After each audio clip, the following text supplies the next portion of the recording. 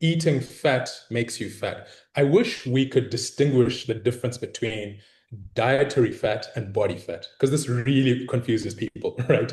People think that if you eat certain foods that contain majority fat, you will get fat, which, to be fair, just based on the names of those two things, it's very easy to assume that that's true, right? So people end up avoiding foods like nuts, avocados, or I mean, avocado, olive oil, steaks, butter, all these things because they think eating dietary fat makes you, fat. And that's obviously not true.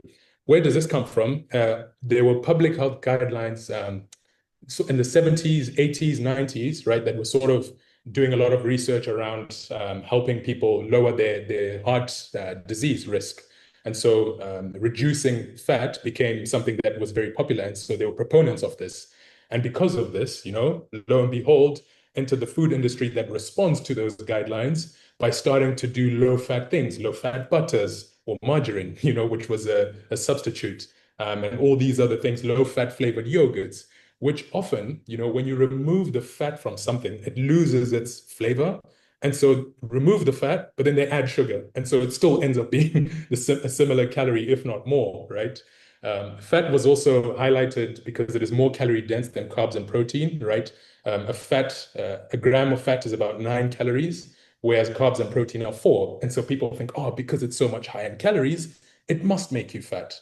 But like Pete said, balance, right? We want to be a lot more balanced. And then obviously, like I said in the beginning, confusion between dietary fat intake versus body fat storage. Just because you're consuming dietary fat doesn't mean that it's all just going to be stored in your body. Now, why is this a myth?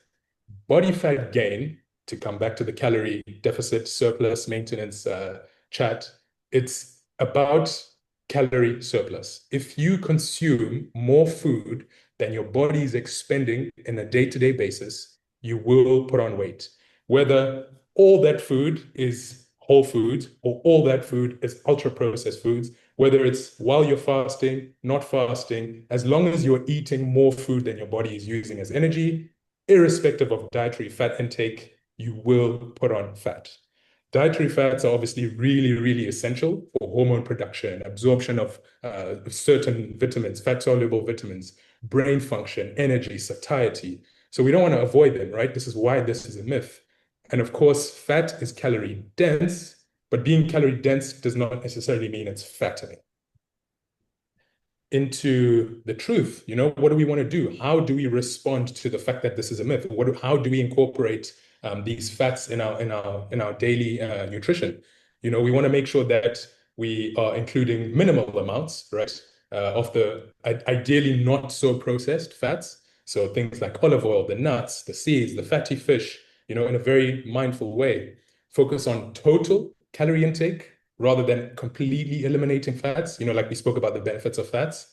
And then we want to balance protein, carbs, fats based on, our individual needs. Every single person that's on their journey, has different targets for what they're trying to achieve. So you want to make sure that you're hitting those targets.